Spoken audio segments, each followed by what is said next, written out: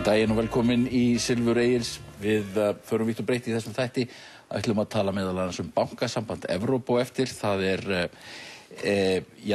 tengist náttúrulega Icesave-málinu sem var hér uppáhaldsmál allra Íslendinga, en það spurningin meðal annars hvernig innistæðutryggingakerfi verður breytt og þetta hefur mikil áhrif á okkur Íslendinga. Við ætlum að fjalla ævisögu Svavars Gestssonar á eftir, fáum hann hér í viðtal.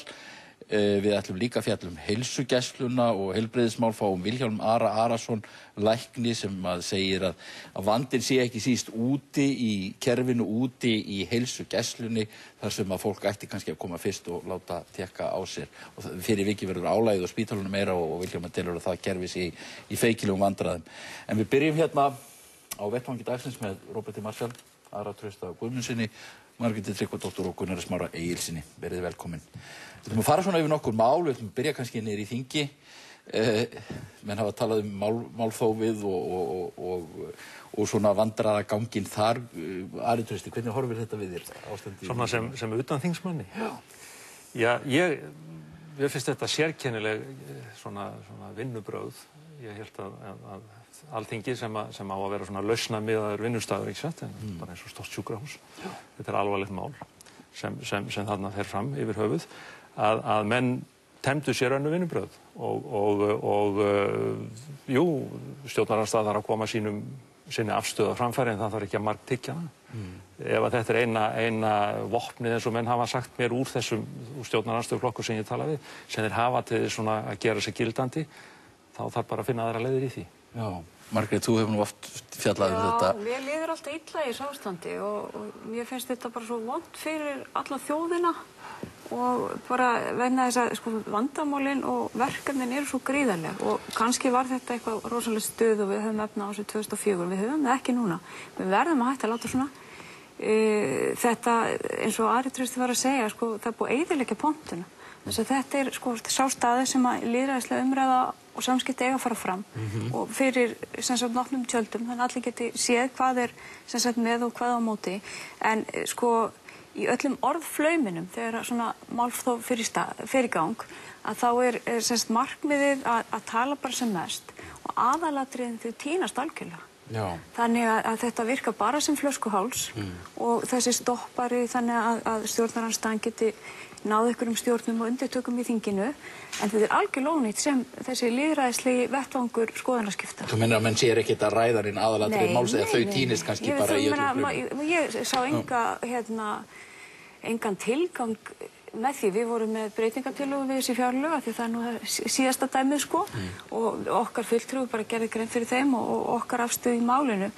En ef ég hefði haft eitthvað meira til málan að leggja, ætti ég að fara að halda ræðum það klukkan 4 á nóttu, myndi það verða til einhvers. Það er líka annað sem gerist, að fjölmiðlarnir verða uppteknir af málþófun en ekki málefnum. Já. Og þá smitar það ekkert út í samfélagi, þannig að hvar á þessi umræða að speglast ef ekki fjölmiðlar. Gunnar Smári. Já, Alþingi... Þeim sem búin að tala nú oft ástandið á Alþingi þannig. Nei, Alþingi er staðið þar sem að fólk ætlar að ræða sig niður á tiltekna niðurstöður í málum. Það er umræðu vettvangur til þess að það komi út hinn besta niðurstöða fyrir þjóðina. Þar er hópur fólk sem getur ekki komið sér saman hvaða málu er að ræða eða með hvaða hætti. Þannig að þetta er bara vinnustöðu sem hann liggur eiginlega niður í. Hann getur ekki sinnt sínum verkum út af ósetti inn í hópnum. Já. Og mér er svona eðlileg krafa þjóðarinnar að þetta fólk bara lægi þetta og bara sinna sinni vinnu sem er að tala sig niður á bestu niðurstöðuna fyrir þjóðina. Þetta er sem sagt, eins og menn segja, dysfunctional. Já, svona gera menn ekki eins og sagt. Þetta orðið í dag, já. Róbert Marshall, þú ert náttúrulega þingmaður þarna og ert að sækjast líklega eftir endurkjöri til að vera þarna áfram. Líklega. Já, þetta er náttúrulega mjög óæskilegt að þetta sé gert með þessum hætti og þetta ýtir líka undir ákveðið svona foringjaræði og það er stundum eins og báðar hliðar vilja þetta. Þannig að menn tala sig út í óefni og svo komið tímaþröng og þá er það svona foringjarnir sem að semja restina og það versta sem að geti gerst núna væri að stjórnarskráin er tekin í 3. gíslinguna í málþófi núna fyrir jól og svo myndu Samfylkingin og Sjálfstæðisflokkurinn semja svona ákveðna kafla í stjórnarskráinni og við fengjum ekki heildarendurskoðun. Og þetta er í raun og veru öll þessi ár sem ég hef setið á þingi, þá hefur þetta verið þannig að mikilvæg mál sem að maður kannski hefur sjálfur lagt mikla vinnu í, þeim hefur ýtt til hliðar og það eru foringjarnir í þinginu sem að ákveða hvaða mál það eru sem að fara í gegn og þau eru fá og þau skipta ákveðna flokka af miklu máli. Það er ekki niðurstaða sem að svona heildin er ánægð með. Þetta er bara svona eins og fundur sem að stendur að eilífu. Það er engin takmark á því hvað fólk má tala oft og maður veltir fyrir sig hver er réttur minn, til dæmis, sem að teki ekki þátt í málþófi og hefur ekki gert, gagnvart þingmanni eins og Ásbirni Óttarssyni. Ég hef með mál sem að býður þess að fá að mæla fyrir, uppljóstrara og miðla upplýsinga, en hann er búinn að tala 15 sinnum um fjárlögin. Þannig að þú getur ekki elt rétt stjórnarandstöðunar endalaust í það að fá að tala. Það er hljóta að vera aðrir sem að fá að koma líka að. Og við eigum að bregðast þessu þannig að við ákveðum í upphafi hversu lengi umræða á að fara fram tiltekið mál.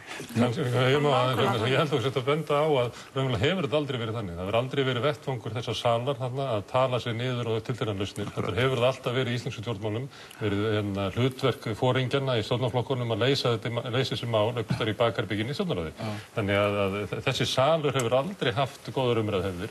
Nefndir þingsins hafa það heldur ekki, vegna þess að stóru leyti er samið framhjá þeim eða í gegnum þær eða þvert á þær eða jafnvel niðurstöðunum breytt skyndilega fundi fyrir jól og þetta er íslensk stjórnmálahefð, þannig að kannski það skrítið að vera kvarta yfir því að salurinn sé svona, þannig að hann hefur aldrei verið í lagi. Mann það ykkur? Það er líka þessi blokkahugsun, það er stjórnarandstaða og stjórnarflokkarnir og það er eins og það komi aldrei neitt gott frá öðrum hvorum, þannig að endurinn verður sá að mönnum finnst þetta málþóf er eitthvað vopn í þessari blokkabaráttu. Það þarf að breyta þessari hugsun. Þingmenn þurfa að gera það sjálfir og við þurfum að gera þá kröfu. Mér langar að sýna brot úr fréttatíma í vikunni þar sem við fjallaðum þetta málþóf og reyndar í tengslum við stjórnarskrána.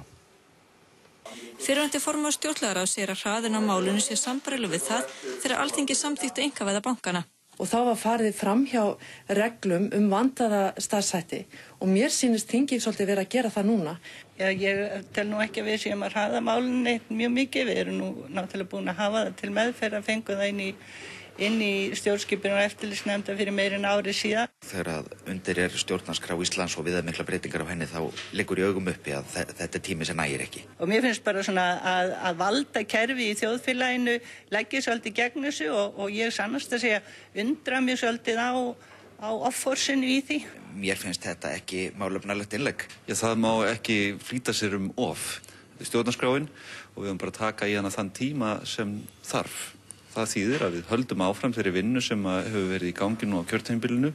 Nú ef að hún dugar ekki til þess að klára máli fyrir kosningar, þá getum við haldið því áfram eftir kosningar. Róbert, ég veit að einhverju voru skelkaðir í þinginu og víðar sem eru að berjast fyrir því að koma þessari stjórnarskrá í gegn ná núna þetta þing þegar þú fórst að segja þetta að menn eru bara að taka sinn tíma. Já, ég er mjög andur með þetta ferli. Ég var formaður í allsherjarnefnd þegar það fór af stað. Og það skiptir mér mjög miklu máli að við náum að ljúka heildarendurskoðun á stjórnarskránni. En það er frumvarp sem að liggur frammi frá Pétri Blöndal sem felur í sér breytingu á 79. grein núgildandi stjórnarskrár sem að felur það í sér að við getum breytt stjórnarskrá með einföldum meirihluta í þinginu og þjóðaratkvæðagreiðslu. Og ef við samþykjum þá tillögu frá Pétri Blöndal sem hann er búinn að hlýða nokkur sinnum, þá er ekkert því til fyrirstöðu að við getum haldið áfram með málið eftir næstu kosningar og lokið þá heildarendurskoðun stjórnarskrárinnar en ekki lent inn í tímaþröng og samningaviðræðum á milli Bjarna Ben og Jóhannu Sigurðardóttur því ágæta fólki hvað eigi að endurskoðast í stjórnarskránni. Og það finnst mér að vera versta niðurstaðan. Auðvitað vil ég halda áfram núna og reyna að sjá hversu langt við komumst. En það skiptir mjög miklu máli að við séum eins mörg sátt við stjórnarskrána og hægt er. Hún er ekki bara plagg vinstrimanna. Nei. Hún er líka hægri og við þurfum að gera hana þannig að það ríki eins mikil sátt hana og mögulegt er. Og þá megum við ekki ljúka málinu í tímapressu, málþófi og karpi. Við erum 30 þingdaga kannski sem eftir til þess að klára hana. Já, það á alveg að duga ef mann ætla að klára þetta. En það sem að Róbert er að lýsa, þetta ágætt plan B og ég einmitt til dæmis flutningsmaður með Pétri á þessari breytingu á 79. grein því ég vil hafa þetta í bakvöndinni. Það felur þá í sér? Þá bara breytum við 79. greininni, það þarf að gera það í kringum kosninga, bara eins og við breytum stjórnarskrá.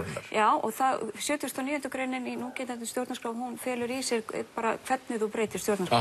Þannig að það væri þá hægt að fara með þetta þannig. En ég held að... Það þarf ekki lengur að breyta inn á 2 þingum. Nei. Akkurat. Við myndum gera þessa breytingu þá núna og eftir næstu kosningar og getum þá haldið áfram með málið. Já, og þetta ágætt plan B.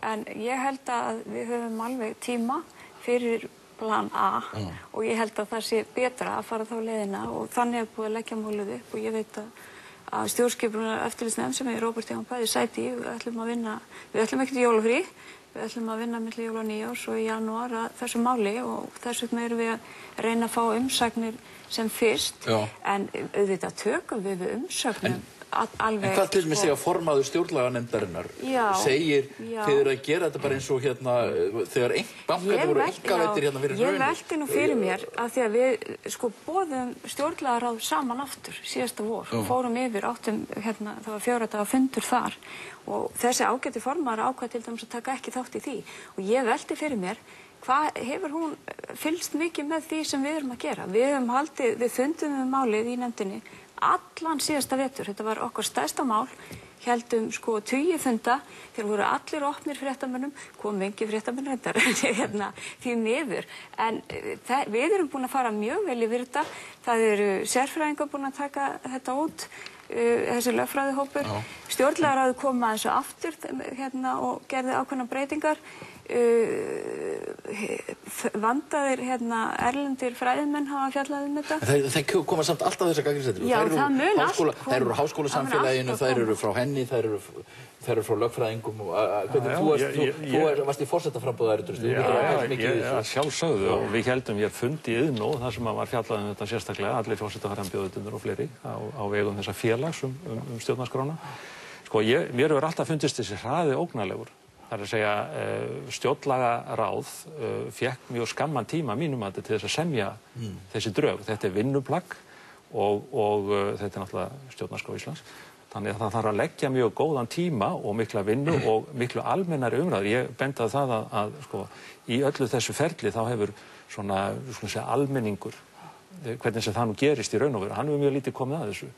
Þannig að ég held því fram og þessi þjóðaratkvæðagreiðsla, hún var ju bara ráðgefandi að mínu mati og það þarf, eins og Róbert Marshall segir, það þarf að gefa þessu þann tíma sem það þarf. Mér finnst þetta plan B í sjálfu sér ágætt, en það er ekki hægt að ýta þessu með það miklu hraða að það sé fullt af mótmælaröddum, hvort sem það er í háskólasamfélaginu, hjá almenningi eða innan þings. Vegna þess einfaldlega að þetta er mál sem þarf að ríkja sáttum og menn eru að benda á það að það við tekið 120 daga að semja bandarísku stjórnarskrár árið 1700 á Súrkál. Það er náttúrulega í nútímanum allt annað uppi og þetta er miklu flóknara og þetta er miklu altækara plagg heldur en svoleiðis 200 ára gömul fyrirbæri. Smári, nú segir til Valgerður Bjarna að það séu bara valdakerfi í samfélaginu sem eru á móti þessu. Er eitthvað til í því?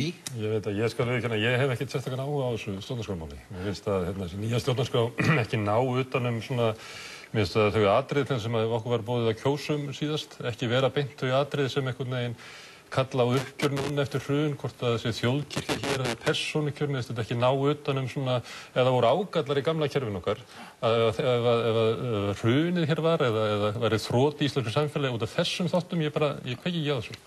Mér finnst þess að hljóma ágætlega ef ég skil þessa tillögu Péturs Blöndals rétt, að með þessari breytingu þá er raunverulega, hvað er að kalla, stjórnarskrárgjafinn þá fluttur frá þinginu yfir á þjóðina, þegar þingi samþykkja annars vegar, svo verður þjóðina samþykkja það er sem er frábært skref. Og það finnst mér bara að væri bara góður árangur sem fyrsta skref að flytja stjórnarskrána til þjóðarinnar, það er hún sem að mun ákveða hvernig það sé þá bara þjóðin sem á bara síðast orðið þá losnum við við þessa lögfræðinga á þingi sem er að tala þingi sem stjórnarskrárgjafa. Hins vegar sérfræðingar vinna við það að segja að þetta mál krefst lengri undirbúnings. Þetta þarf að skoða þetta miklu betur, en þeir vinna við það að skoða þetta saman betur. Og það er nú hluti af hruninu okkar, það hvað stjórnarskrána var verið að skoða hluti það mikið betur og stjórnsýslan orðin. Þannig að maður sér stundum að sérfræðingar verði einhvern veginn nánast eins og partur af kerfinu. Það er ekki, það er eitt sem við ætlum að læra af hruninu, að við þurfum að taka pólitískar ákvarðanir hlutverk ríkisins, heilbrigðiskerfi og svona. Það er ekki þannig að hagfræðingarnir eða sérfræðingarnir í bönkunum eða í viðskiptalífinu, sérfræðingarnir inn á háskóla komi með lausnir fyrir okkur. Við verðum að búa til pólitík á milli okkar sem umræða hvernig við viljum hafa samfélag sem við búum í. Ég ætla að fara í annar mál, Núbó. Þetta nú bara úrklippa úr blaði og það kom síðan. Ég mjög reiður, segir Núbó. Svo kom reyndar frétt í Financial Times þar sem að sagði að það væri rasismi á bakvið það hvernig Íslendingar væri að koma fram við sig. Hvað segir þetta mál, Ertrösti? Sko, maður náttúrulega heyrir einhverja góða vini Wang Núbó segja þetta sé fínn pappír og á maður ekki að trúa því. Ég held að málið snúist bara ekkert það. Ég held að málið snúist það að það kemur hérna erlendur fjárfestir með ákveðna hugmynd og mér finnst að hann þurfi að uppfylla miskusti 3 kröfur. Hann þurfi að leggja fram pottþétta viðskiptaáætlun. Hann þurfi að leggja fram pottþétta áætlun það hvað nákvæmlega hann ætlar að gera á þessum stað, í hverju felst verkefnið og hann þarf að leggja fram tryggingar það að hann eigi þessa peninga sem hann ætlar að leggja. Nú, ef að þetta uppfyllt, við höfum aldrei fengið að vita það. Það er alltaf sagt að það er búið að skýra þetta upplýsingum. Ég hef ekki hugmynd hverju þeir eru. Svo fyrir utan það, að þá spurningin þetta verkefni þarna upp á hálendinu, upp í 400 metra hæð. Er það eitthvað sem maður getur fallist á að sé lífvænlegt yfir höfuð? Kínverjar eiga svona landslag sjálfir. Mjög víða ef við segjum að Kínverjar eigi Tíbet eða Xinjiang eða einhver af þessum stöðum. Til hvers væri þeir að koma hingað? Er það norðurljósin? Er það sumarljósið? Hvað er það sem að gera það verkum að þá að setja milljarða í uppbyggingu þarna upp í 400 metra hæð? Ég hef aldrei séð þessa áætlunars, þetta verkefni. Þannig að ég get hvorki dæmt hversu lífvænlegt þetta er, hversu gáfulegt þetta er, hvort að maðurinn eigi þessa peninga eða hvað. Það getur vel verið að stjórnvöld sé að því, en ég get það ekki. Þannig að ég get í raun og veru ofsalega lítið sagt þetta Wang Núbó mál. Það hefur ekkert að gera með að maður sé Kínverji í mínum augum. Nei. Róbert, nú þetta mál, þetta voru orðið náttúrulega hápólitískt mál á Íslandi og sumir gengi mjög hart og Ögmundur Jónsson hefur gengið geysilega hart fram í þessu máli og haft upp stórar yfirlýsingar og þetta til dæmis erfitt fyrir Vinstri græna. En ég held að fólk einhvern veginn átti sig ekki alveg á þessu. Þetta er vont mál fyrir okkur, Hann líka að tala við Spiegel og Financial Times og Bloomberg og kvarta undan meðferðinu og hvernig honum sé tekið og í Financial Times var sagt að honum hefur verið líkt við Dr. No og ég held að ég hef byrjað á því, en það var í gríni. Ég held ef ég var í almannatengla fulltrúi Núbó þá myndi ég segja honum að hætta að vera með köttin á borðinu sem hann með, svona loðan angóra kött sem svona alltaf vondigurinn í James Bondi með. Þannig að það alltaf að segja, ef ég fæði þetta ekki þá mun ég. Það sem að þetta spila náttúrulega á allan svona tilfinningaskalan í manni. Fyrst leist mér mjög illa á þetta vegna þess að þetta var stórt landflæmi þarna og ég var mjög á móti þessu. Og þetta bara stuða mann illa svona í kjarnanum sem Íslendingar. Þú ert fjallamaður. Ég er fjallamaður og náttúrunnandi og allt það. Eins og Ertrösti hér. Það sem þetta er í grunninn er að við óttumst þetta vegna þess að skipulagslega erum við veik. Og við erum veik fyrir peningum. Það er líka bara þannig og sveitarfélögin er alltaf að leita við að reyna að búa til störf og maður skilur það. Það er erfitt ástand þarna í kringum þetta. En það sem að ekki gengur fyrir okkur er að þykjast ekki sjá þetta og vona að þetta fari og það er dálítið svona meðferðin sem að Núbó hefur verið að fá og við getum ekki haft þetta þannig. Sumir segja hann sé að bíða bara eftir því að komi núna ný stjórn, ríkisstjórn sem muni taka betur í þetta. Það sem við þurfum að gera, við þurfum bara að skilgreina hver ótti okkar er í málinu og semja okkur frá honum. Þannig að við séum búin að tryggja alveg fram og tilbaka og það er ekki bara samningur á milli sveitarfélagana á svæðinu og Núbós heldur þarf ríkið að hafa aðkomu að þessu vegna þess að það er búið að benda á að í þessum samningsdrögum eru ákveðnir ákallar. Til dæmis eignarhaldið á félaginu sem að semur við Núbó og og meðferð auðlindana og svo framvegis. Og ég held að við höfum bara að setjast yfir málið og setja það skipulega fram og tryggja okkur gagnvart því sem við óttum. Það sem var skrítið náttúrulega í þessu, hvernig umræðan hefur verið, það var náttúrulega farið að tala um þarna hrísgrjónaræktina í Eyjafirði, Eyjafirði lögðum undir hrísgrjónamæli og svo eru það þarna 50.000 Kínverjar í einhver svona varaliði og síðan að þetta tengdist siglingunum, þannig að þú veist, margt af þessu hefur verið einhvern veginn á sviði einhverja fantasíu sem maður skilur ekki kannski alveg. Já, en sko, það sem ég finnst kannski þetta, minna okkur á, að við þurfum einhvern veginn að ákveða bara reglurnar. Hvað má á hverjum stað, hvernig ætlum að nýta hvaða landsvæði á hverjum hætti. Þannig að þetta svolítið eins og þegar ísbirnirnir koma, við bara pönikum og skjótum þá. Og þú veist, við erum aldrei búin að ákveða okkur. Mér finnst, sko, ég set spurningamerki við það að erlendir aðilar kaupi land á Íslandi. Mér finnst að land á Íslandi hefur verið í eigu erlendir aðila, en þá verðum við líka að vera svolítið samkvæm sjálfum okkur með það að innan EES að þá geta menn keypt land og þurfa ekki að spyrja neitt. Mér finnst líka að skipta máli og ég ekki hrifin af því að Íslendingar, okkar eigin útrásavíkingar, því að þetta er bara svona útrásavíkingur sem hér að koma, að þeir geti keypt upp jarðir og lönd og gert ekkert við þau. Og þetta horfum við náttúrulega á að það voru fyrirtæki og félög fyrir hrun. Þeir keyptu alveg, stóri landsvæði og það bara bjó enginn þarna og við einhvern veginn, þetta gerðist algjörlega umræðulaust. Að það bara einhvern veginn lögðust af heilu landbúnaðarhéruðin og þetta eru bara einhver frístundabýli eða bara einkajarðir og það jafnvel lokað af með lokuðu vegir og fólk gæti ekki farið þarna þessi svæði. En við þurfum einhvern veginn að horfa á þessi máli í heild og það hefur við ekki gert. Það er ekki bara að fara að svara þessu manni, bara já eða nei. Jú, en það sem er líka svo vont er að tilfinningin sem við höfum í þessu öllu saman er að þetta sé og verði geðþótta ákvörðun.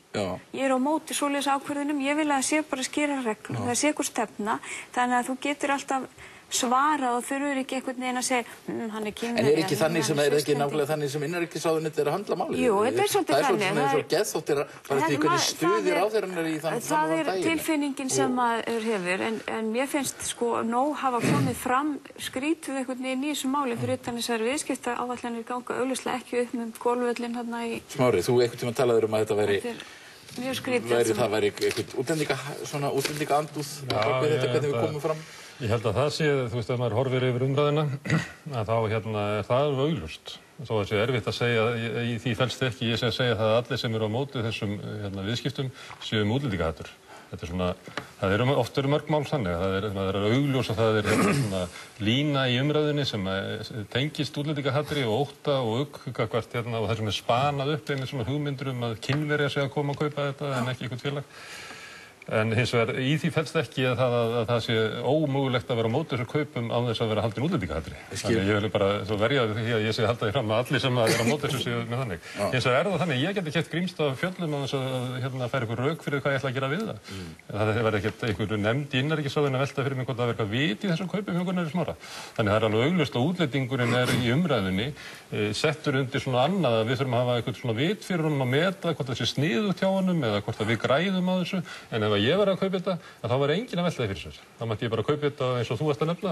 Það hefur menn keypt jarðir í 100-tali, breytt í einhverja frístundabyggð og það er engin klór í þessu. Það hefur menn keypt upp og alveg búa til stór iðnað í mjólkuframleiðslu og farið margsinn á hausinn og það er ekkert vit í þessu. Menn hafa keypt upp jarðir til þess að reka refabú og það er ekkert vit í þessu. Og meira og minna sem Íslendingar kaupa og gera við, það er ekkert vit í því. Þannig að við höfum aldrei gert kröfu á okkur sjálfa slíkt.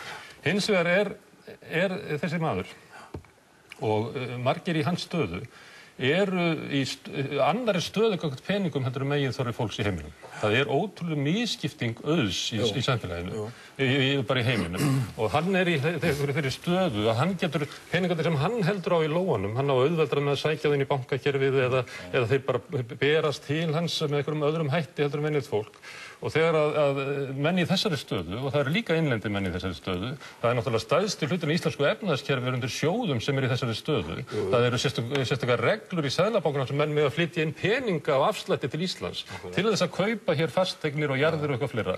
Og þetta er náttúrulega gersamlega óþolandi ástand í íslensku efnahagslífi að þessi byggt upp annars vegar að þessum menn með peninga með afslætti frá útlöndum og hins vegar LÍÚ sem eiga sína peninga með afslætti út af gengi krónunnar og síðan séu hinir sem eru akkur ætti venjulegt fólk að stunda viðskipti í þessu umhverfi á Íslandi. Það er endar góður punktur því maður getur, manni dettur yfir til dæmis framtakssjóður, ég meina sem á hérna stóra regnir út allt og ég meina hverjum ætlar framtakssjóður að fara að selja þetta. Þannig að sumuleyti er óþoli gagnvart hérna Núbó, óþoli gagnvart þessu ástandi í íslensku samfélagi. Það gengur ekki að hér sé til dæmis fámennur hópur, manna með peninga í vasanum á okkurum afslætti og svo eigum við sem að þurfum að vinna fyrir þeim eða hvernig sem það er að finna okkur einhverja framtíð í íslensku samfélagi, það sem er umlega vitlaust gefið í upphafi.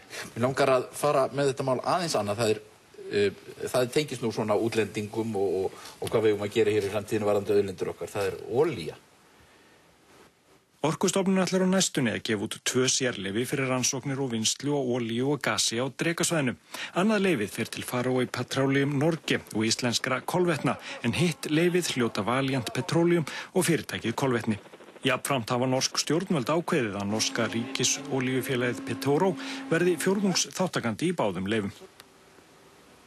Sko, þannig eru Norðmenn komnir, reyndar þetta byggir á hlutfallstölum sem eru við olíuvinnsluna á þessu svæði. Norðmenn verða að vera með, sko, við fáum þeir fá þarna einhvern hlut í þessu og við á móti þeirra megin. Spurningin er, núna á tímum loftslagsbreytingu það var verið að koma hrikalegar skýrslur frá til dæmis Alþjóðabankanum, PricewaterhouseCoopers loftslagsbreytingar. Er forsvaranlegt að Íslendingar fari að vinna á olíu? Alþjóðabankinn og fleiri. Já, sko, það er einfaldlega búið að segja svona, sko. Já, við setjum markið við þær loftslagsbreytingar sem að heimsbyggðin þoli við 2 stig, 2 stiga hækkun að meðaltali á grundvelli yfir heiminn. Við erum komin upp í svona, við erum að fara að nálgast 1 gráðu, 0,8. Og ef við ætlum að reyna að gera það, þá getum við ekki snert nema í hæsta lagi 30% af þeim kolefnis eldsneytisbirgðum sem eru þekktar í heiminum, hvað þá ef við bætum við. Og menn geta endalaust þrátt á það hvað er hagvöxtur og hversu mikilvægur er hann og hvernig eigum að þróa þjóðirnar áfram án kolefniseldsneytis. Bara spurningin er þessi, ef við förum yfir þetta eða nálgumst þetta mark, þá verða til milljarða, 20 milljarða, 100 milljarða króna reikningar vegna hækkunar sjávarborðs. Bara það. Skiljiði. Og ef að framtíðin byggist á því núna að við leitum eftir meiri olíu til að brenna, meiri kolum til að brenna og svo framvegis og horfum aldrei á heildarmyndina, horfum svolítið svipað eins og Vagn og Bó. Við verum að horfa á milljarðana sem við getum fengið á morgun, þá er það alveg klart mál að það er brotalum í þessari hugsun. Það vantar hérna heildrænu hugsun og gleymum því ekki. Þetta er ekki bara spursmálum Jan Mayen-svæðið, þetta er spursmálum alla austurströnd Grænlands. Það var að fara að það búið að búa til leitasvæði þar allstaðar.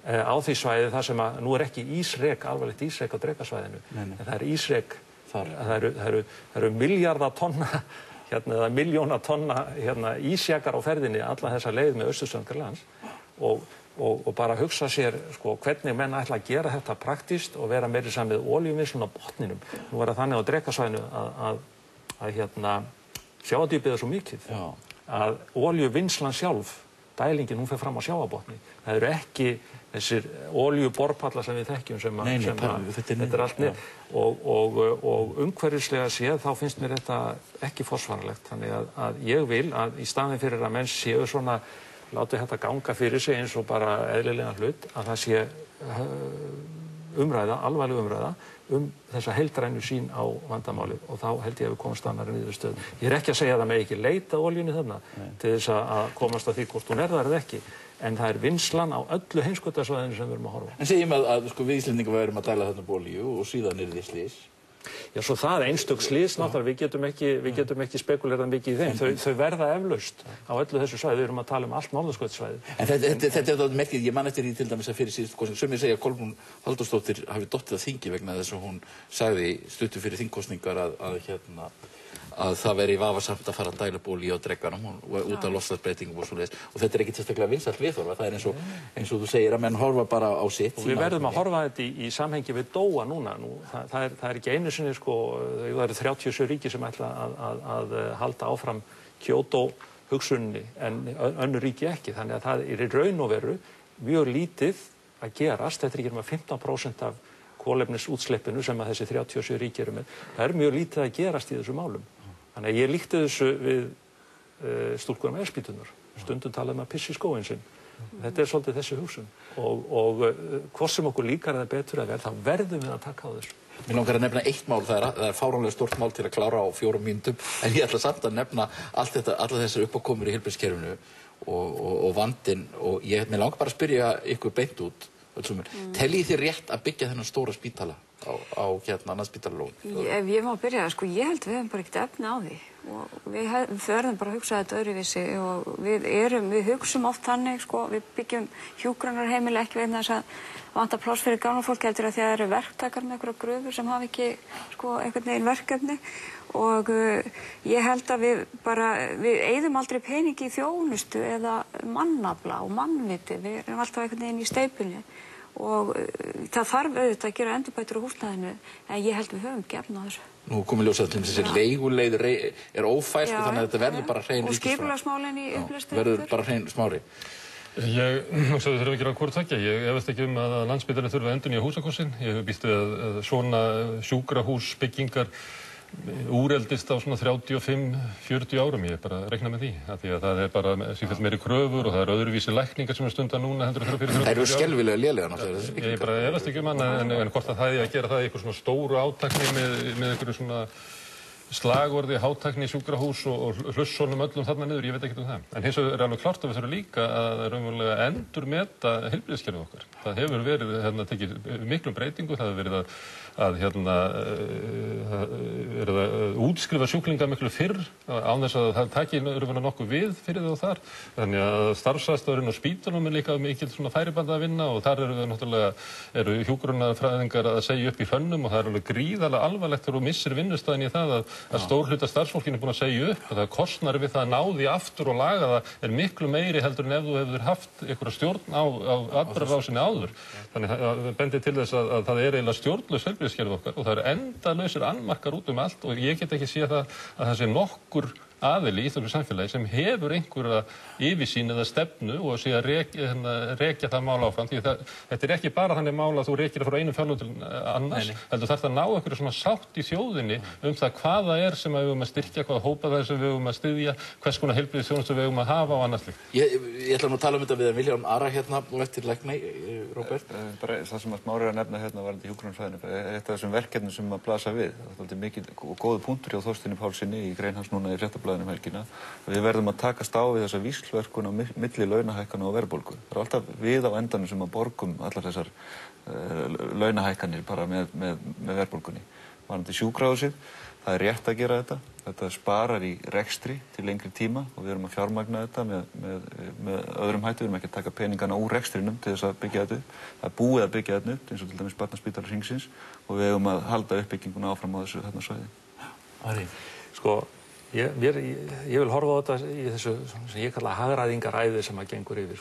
Ég finnst við sjáum þetta allstaðar í þjóðfélaginu. Það er verið að hagræða í landbúnaðarframleiðslunni, það er að leggja niður þetta og þetta, það er verið að hagræða bara í hverfinu mínu. Ég er búinn að missa nánast alla þjónustu og Grafarvogshverfinu og það er búið að skera heilbrigðiskerfi niður eða hagræði í því. Þannig að heilsugæsla, forvarnir, sjúkrahúsþjónustu út á landi, þetta er allt saman verið hagrætt, alltaf með þessa hugsun að spara. En erum við raunverulega að spara? Því að það sem gerist í raun og veru er það að það er verið að setja vinnu og kostnað yfir á almenning, yfir á ættingja. Þú þátt að keyra lengra, þú þátt að annast ömmu þína og svo framvegis að því að hún er útskrifuð og snemma á sjúkrahúsinu. Ég held og ég er að sannfæra að Vilhjálmur Ari kemur inn á þetta eftir að þessi endurskoðun sem Gunnar Smári er að tala um, hún þarf að verða. Við þurfum að hugsa þetta heilbrigðiskerfi út frá 300.000 manns í strjálbýlu landi í staðinn fyrir að hugsa eins og við værum miljóna þjóð. Þetta mikilvægt að málið og þú spyrðu almenninga því, hvað mikilvægt í lífinu? Það sé að heilsa. Af hverju ekki stjórnmálum fjalla heilsu? Þetta eru mestu peningarnir að fá. Mér finnst þetta stóra sjúkrahús, mér finnst það setja stórt spurningamerki við. Heyrðu, það var gaman að fá okkur hérna, góð umræða hjá okkur.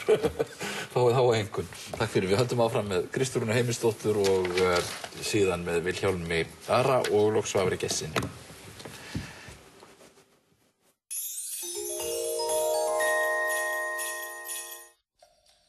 ZZ Top í Rokklandi á Rás 2 eftir 4 fréttir í dag. Nexus og Úlfarsfell bókabúðir á Jaðrinum í Orðum bækur í dag klukkan 15, Rás 1.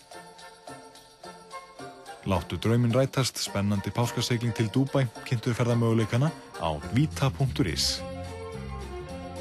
Nú tími kertaljósana, reykskynjarar, slökkvitæki og eldvarnarpakkar í miklu úrvali öryggi.is.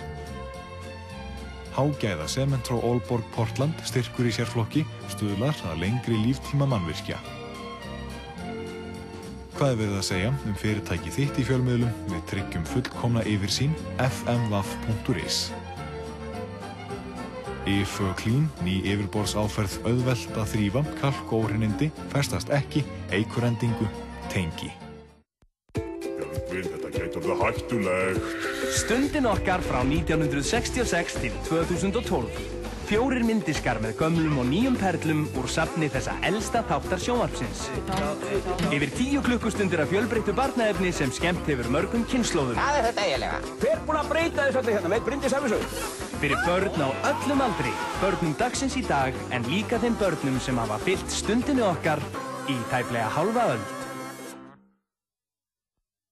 Grillréttir Hagkaups tilvalin jólagjöf fyrir alla sælkera. Bókin inniheldur 230 girnilegar grilluppskriftir eftir Hrefnu Sætran. Bókin kostar aðeins 2.499 krónur. Hagkaup. Ein ferð, betra verð. Viðskiptavini Sjóvár í Stofni fá afslátt af tryggingum, vegaaðstoð án endurgjalds og margvísleg fríðindi.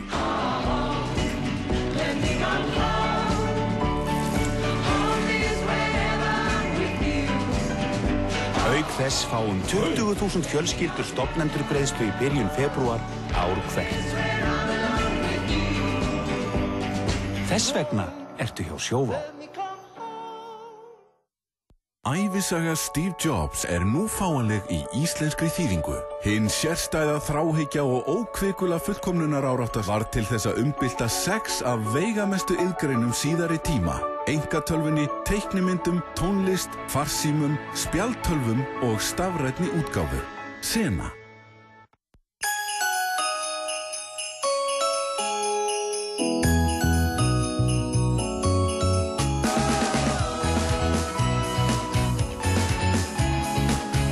Njóttu þess að hafa nægan tíma til að versla fyrir jólin.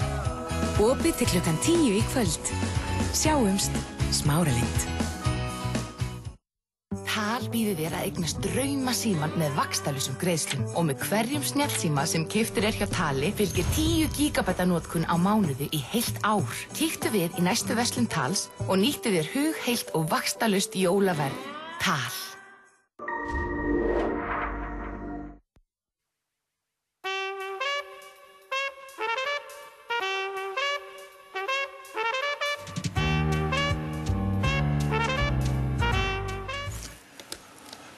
Já, hingað komin Kristrún Heimisdóttir, lektor í lögfræði við Háskólann á Akureyri. Velkomin Kristrún. Við ætlum að tala bankasamband Evrópu. Þetta í rauninni mjög mikil tíðindi. Það verið að endur skipuleggja bankakerfið í Evrópu. Hvernig það á að fungera. Þetta hefur mikla þýðingu fyrir Ísland náttúrulega. Þetta kemur okkur mikið við. Og þetta hefur líka þýðingu fyrir Icesave-máli. Það að segja að Icesave hefði aldrei verið svona ef að þetta hefði verið gengið í gegn. En þú kannski skýrir aðeins fyrir okkur hvað að gerast.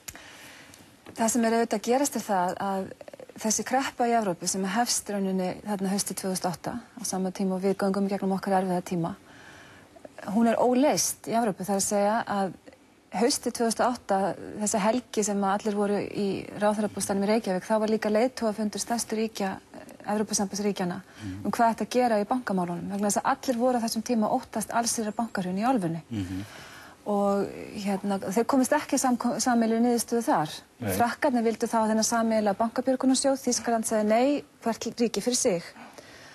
Þetta allt saman bjargaðist með sínum hætti í þessum löndum, flestum, öðruvísi en á Íslandi, það er að segja með því að ríkin björguðu bönkunum með gríðarlegri útspýtingu úr ríkissjóðunum. Og við sjáum nú að Danske Bank var líka bjargað á laun, það er eitt sem er komið fram núna. Já, það er eitt sem kemur fram núna, já, og það var vegna megin ástæða þess að Danske Bank stóð svona illa var gríðarlega áhættu sem fjárfesting í fasteignamarkaði á Írlandi, sem er mjög athyglisvert. En allavega þá má segja að bankakreppan evrópska sem hefst þarna haustið, hún verður að ríkisskuldakreppu, sem síðan verður aftur að bankakreppu, eins og við sjáum til dæmis á Spáni. Og hvers vegna það? Það er vegna þess að það hefur ekki tekist að fást við, sem sagt, í öllum þessum bönkum eru svo mikið eitruðum eignum. Það er gert ráð fyrir því að það eru bókfærðar kröfur sem allir vita verða aldrei innheimtar og það er búið að reyna að fást við þetta núna í 3 ár án árangurs. Og með þessu hefur maður fylgst. Ég meina, af því að ég sjálf var að vinna fyrir ráðherra ríkisstjórnar Íslands frá 2007 til síðustu áramóta, þá hefur maður fylgst með þessu fjarska og séð, og líka með því að setja í alþjóðlega fundi sem hefur fjallað þetta og koma til Evrópusambandsins þar sem maður hefur upplifað áhuga til dæmis Evrópuþingmanna og ýmissa á íslenska málinu að þá smám saman verður til þessi viðurkenning innan Evrópusambandsins á því að hversu alvarlegir gallarnir á bankamarkaðnum eru. Og þar eru þetta lykilatriði meðal annars innistæðutryggingakerfið. Sem allir Íslendingar eru sérfræðingar í. Sem allir Íslendingar eru sérfræðingar í. Og í raun og veru þá markaði það mjög mikil tímamót. Það er svona 1,5 ár síðan að það var farið að tala bankasamband pólitískt. Það var leiðtogafundur í sumar, í júní ef ég man rétt, það sem var mikil átök milli Þýskalands og Bretlands og fleiri, þeim manns kannski eftir því þegar forsætisráðherra Bretlands gekk út raunverulega. En þá í september er það sem að framkvæmdastjórnin kemur fram með reglugerðardrög bankasambandið. Og það eru tímamót vegna þess að þá er komið fram heildstætt mat framkvæmdastjórnarinnar byggt á bestu upplýsingum úr öllu Evrópukerfinu á því hvað sé nauðsynlegt að gera. Og þá segja menn, við verðum að fá bankasamband, ef við fáum ekki þetta bankasamband, þá munum okkur ekki takast að bjarga ríkjónum úr vítahringnum sem eru tengslin milli lánshæfismats ríkissjóðanna og stöðu bankana sem að landið sem til dæmis Spánn hefur fengið að kenna svona harkalega á. Og við verðum að koma upp þessu nýja bankasambandi og það felur í rauninni í sér nýtt innistæðutryggingakerfi heildrænt, hratt inngrip í banka og mjög mikið yfirþjóðlegt vald sem að í grunninn er ætlað Evrópska seðlabankanum að fá. Sem sagt miklu harðara eftirlit. Miklu harðara eftirlit og miklu stífari inngrip á alþjóðlega sviðinu. Og auki rými til að gera banka gjaldþrota, er það ekki? Já, inngrip í banka sem annarkvort er þá til þess fallir að stoppa þá í einhverjum tilteknum aðgerðum eða þá að skipta þeim upp. Og þetta nær þó yfir landamæri. Kjarni málsins, og náttúrulega það sem var kannski vandinn 2008 er að við vorum ekki með þetta, náði ekki yfir landamæri. Kjarni málsins er sá að þessi innri bankamarkaður Evrópu felur í sér að það eru stofnaðir bankar einhver staðar í einhverju landi sem telst að vera stofnríki bankana en þeir eru í eðli sinni fjölþjóðleg starfsemi. Mjög flókin yfir landamæri og þetta tengist allt saman með mjög flókin hætti yfir landamæri. Og það sem er að gerast á árinu 2011 er að það verða svona gríðarlega hörð átök milli ríkja nákvæmlega sömu atriðin í raun og veru í grunninn. Á grundvelli sama skorts á regluverki eins og var milli Íslands og Bretlands og Hollands sérstaklega Íslands og Bretlands. Dæmi er til dæmis lýsing Wall Street Journal á hatrömmum átökum milli Ítalíu og Þýskalands tiltekinn ítalskan banka sem hafði keypt stóran banka með höfuðstöðvar í München með gríðarlega miklar innistæður og vildi í þeirri stöðu sem Ítalía var að komast í taka innistæðurnar og færa þær í bankan á Ítalíu. Og þetta verður bara, því við bara lýst í Wall Street Journal að samskipti milli ríkjanna hrundu. Það er sem milli fjármálaeftirlitana, bankaeftirlitana og seðlabankana. Og þetta er bara ástand sem er síðan viðurkennt í raunverulega í framkvæmdastjórnin að viðurkenna í rökstuðningnum sem settur fram fyrir nauðsyn bankasambandsins og þessi rökstuðningur er bara mjög sláandi fyrir Íslandinga að lesa vegna þess að hann er lýsing í rauninni. Hann er eins og atvika lýsing eins og við segjum stundur lögfræðingarnir á íslensku kreppun höstu 2008. Hann er bara atvika lýsing á henni. Og þess að eiginlega gæðavottorð á það sem var gert hérna þannig séð? Gæðavottorð, eða kannski má segja frekar, ef maður bara, raunverulega er viðurkenningin orðin í efni sínu algjör á því að það var ekkert annað sem að Íslendingar gátu gert. Já. Og það er algjörlega ljóst að inngrip í alþjóðlega bankastarfsemi af því tagi sem að Evrópusambandið að segja við verðum að koma þessu yfirþjóðlega valdi og áttið á því Egill, þetta hefur verið óhugsandi. Þetta er eitthvað sem menn töldu óhugsandi að gera fyrir 3 árum. Og þetta er mjög umdeilt, þetta eru gríðarlega deilur innan Evrópusambandsins vegna þess að þetta er svo mikið yfirþjóðlegt vald að stjórnlagadómstóll Þýskalands og Seðlabankinn í Londonum og svo framvegis allir hafa skoðanir á því hvernig eigi að koma því fyrir, en menn eru bara komnir á þannig stað. Við getum ekki verið með innri bankamarkað, þessi innri bankamarkað er að stöðvast, ríkin í stórhættu, við erum í stórhættu hvað eftir annað. Það er kannski 3 sinnum búið að viðurkenna opinberlega að það hafi legið við allsherjar bankahruni í Evrópu eða minnst mjög alvarlegu bankahruni og þar með búið að viðurkenna neyðina. Það sem kjarni málsins er sá, Íslandingar beittu neyðarrétti og það var í raun og veru ekki hægt að setja lagaleg bönd á þessa starfsemi eða grípa inn í bankastarfsemi að þessu tagi, alþjóðlega, nema á grundvelli neyðarréttar. Og sinnhátt er Evrópusambandið með rökstyðningnum eða framkvæmdastjórnin með rökstyðningnum fyrir þessari reglugerð að bara gera grein fyrir neyðarástandinu. Það er bara allsherjar neyðarástand og við verðum þess vegna að búa til nýja stofnanir með nýtt vald. En er þá ekki Icesave-málið í rauninni bara fallið? Það er náttúrulega rekið áfram þarna fyrir þessum dómstóli, EFTA-dómstólum, en svona eins og það horfir við Evrópusambandinu. Já, mér er sagt af lögfræðimönnum sem fylgdust með málflutningnum að framkvæmdastjórnin hafi einfaldlega haldið því fram þar að þetta yrði nauðsynlega að vera svona deterrent eða fælnismáttur gagnvart ríkjunum að halda sína reglana. Það er alveg ljóst að reglugerð Evrópusambandsins að tilskipunin innstæðutryggingar sem að gilti 2008 og er búin að velkjast í Evrópuþinginu síðan. Það er búið að reyna að breyta þessari innstæðutilskipun og hugsa hana upp og nýtt og það er ekki búið að því ennþá. Og það var núna að vera hluti af því af þessu bankasambandi að koma með sameiginlegt innstæðutryggingakerfi. Og það er merkilegt Egill.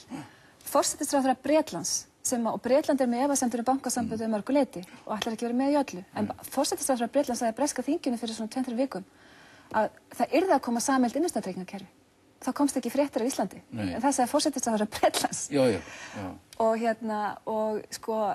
Icesave-málið, lagabókstafurinn er abstrakt. Hann býr til einhver réttindi sem eru sett fram á einhverjum bókstaf. Veruleikinn hefur síðan gjörbreyst og það hvernig menn vita hlutinni ganga fyrir sig.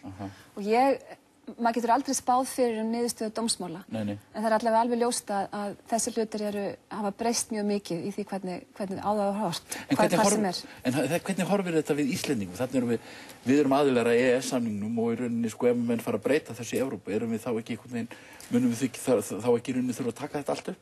Já, við erum í mjög miklum vanda hvað var EES-samningin og það er raun og veru, held ég, að sé algjört lykilatriði fyrir Íslendinga að átta sig á því að það alveg eins og þegar við gengum inn í EES 1989, hvers vegna var EES samstarfið til? Hvers vegna var boðið upp á það að ríki yrðu aðilar að innri markanum í gegnum EES? Það var vegna þess að það voru þeir tímar í Evrópu og það var algjört uppbrot í álfunni, fall múrsins, opnunin sem að fylgdi því.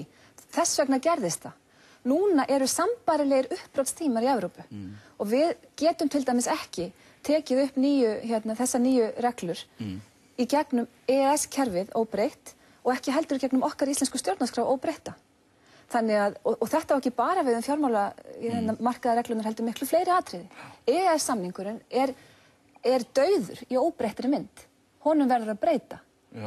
Og Ísland verður líka að átta sig á því að innri markaðurinn sem að viðskipti okkar við innri markaðin eru að slæða upp í 80% af okkar utanríkisviðskiptum. Já.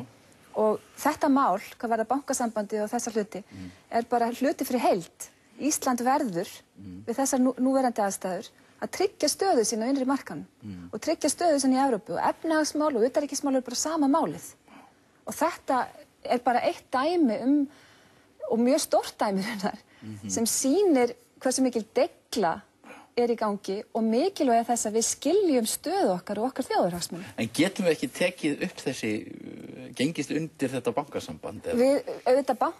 Bankasambandið í raun og veru hluti af innri markaðnum.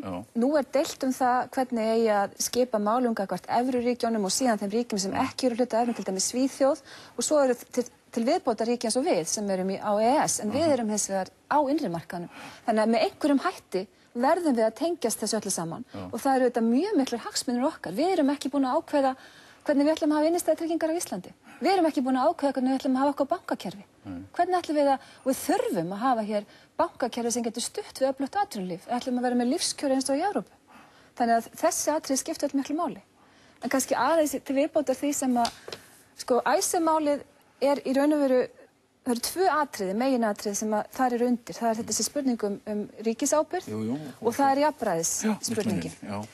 Og eitt af því sem til dæmis kom fram á ráðstefnu sem ég var fundarstjóri núna fyrir viku, hálfum mánuði, innistæðutryggingar sem voru haldar hér í Reykjavík, alþjóðleg ráðstefna. Þar talaði fulltrúi sérfræðingur Alþjóðagjaldeyrissjóðsins það að full innistæðutrygging til þess að stöðva bankaáhlaup eins og íslenska ríkisstjórnin lýsti yfir 7. október 2008 og enn í gildi með sínum hætti, sem ekki fara út í að menn þekkja, að hún virkar ekki, er óhugsandi eftir þegar búið að bera saman 48 slíkar kreppur þar sem svona tryggingu hefur verið beitt. Hún virkar ekki nema í heimaríkinu og hún virkar aldrei á þá sem eiga innistæður í öðrum gjaldmiðli. Þannig að það hefði aldrei verið hægt með slíku tryggingu að hafa áhrif á innistæðueigendur í Hollandi og Bretlandi.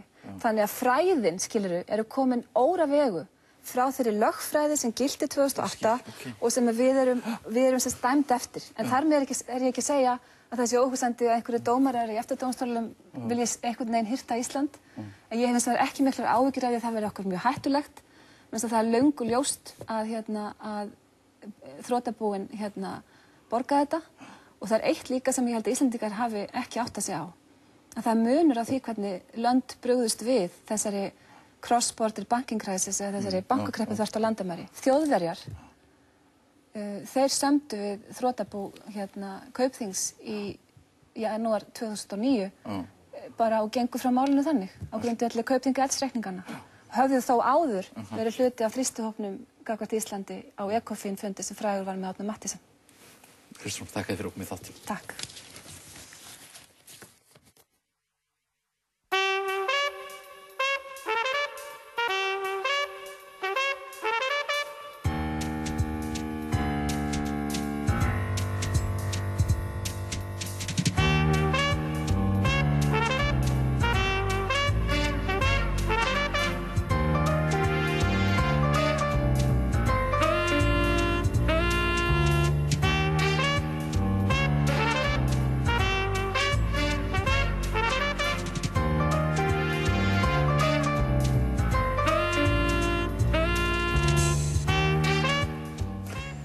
Við nefndum heilbrigðismálin hérna áðan. Ég sagði að þú væri væntanlegur þáttum Vilhjálmur Ari Arason, heimilislæknir, heilsugæslulæknir.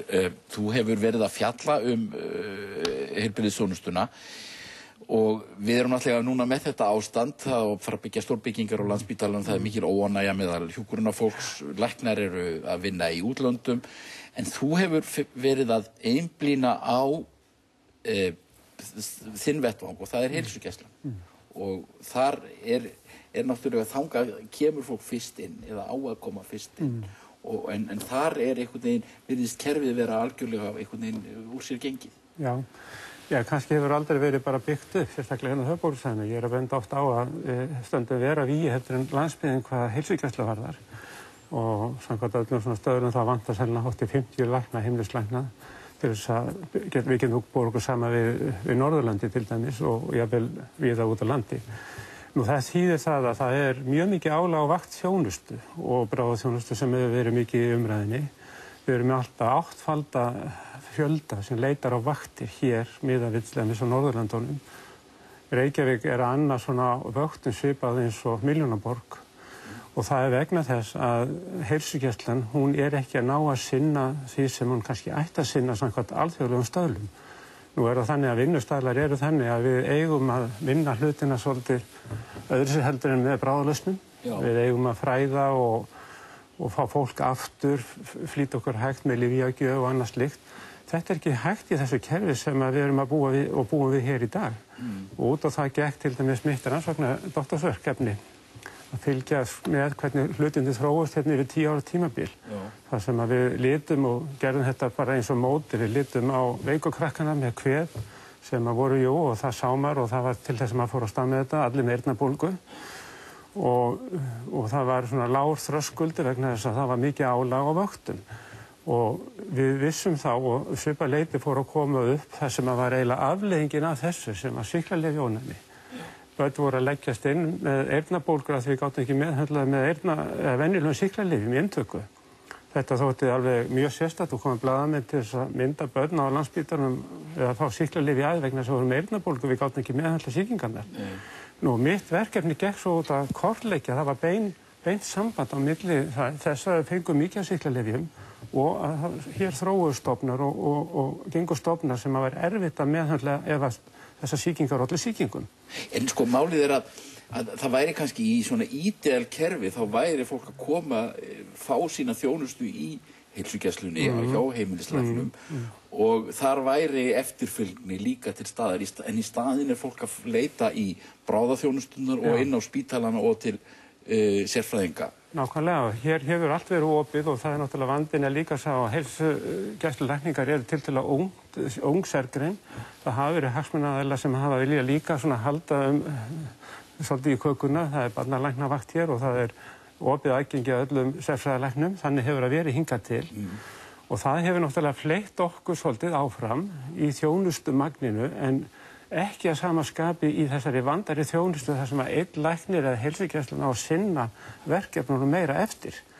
Og þetta ganga allar alþjóðlegar leiðbeiningar út á núna með lyfjameðferð og ég hef skrifað með þessa alþingisnefnd eða heilbrigðisnefnd alþingisbréf og tveimur ráðherrum þar sem ég hef óskað eftir að okkar aðferð til þess að sýna fram á að það hægt að breyta svo með sýklalyfjaávísunum. Þú meinar að þetta kerfi eins og þetta það einhvern veginn bjóð upp á miklu meiri notkun sýklalyfja. Ef að heilsugæslan miklu meiri notkun sýklalyfja. Miklu styttri þröskuldur, þú getur ekki fylgt málum eftir, þú verður að kaupa ákveðna gæðatryggingu og þú ferð alla leið. Sami með rannsóknir, sami með öll önnur lyf.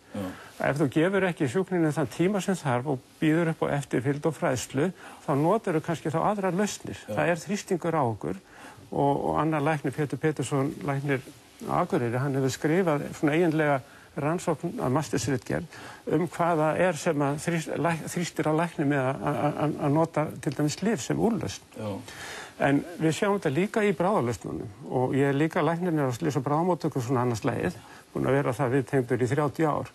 Og maður sér hvað sú deild hefur aukist á umfangi vegna þess að fólk að leita þanga í stað fyrir að leita til heilsugæslunnar sinna á daginn. En til þess það náttúrulega að byggja upp heilsugæslun sem getur annað álæginu. En sko, sýklalyfjaónæmi náttúrulega hræðilega vont mál. Það mjög vont mál. Mjög vont, miklu verra heldur en margir halda og bara núna síðustu viku þá þurfti ég að koma að 3 innlögnum fyrir börn sem ég gat ekki meðhöndlað og kollegi minn vegna þess að sýklalyf dugði ekki.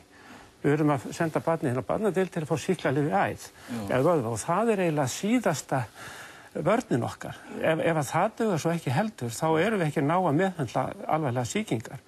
Og við erum búin ekki að fá yfir okkur 1 faraldur, við erum búin að fá okkur 2 faraldra af bakteríu sem ekki þekkt á Norðurlöndum og ekki neinu mæli eins og hefur gerst hér á landi vegna þess að við höfum notað allt og mikið sýklalyfja. Svo sýklalyfja eru náttúrulega mesta framför í læknisfræði líklega fyrr og síðar og ef við erum að eyðileggja þau þá það náttúrulega... Það það sem mitt verkefni gekk upp og að fylgja eftir 10 ár og við gáttum líka sér enda sem var gleðilegt að það hægt að breyta þessu.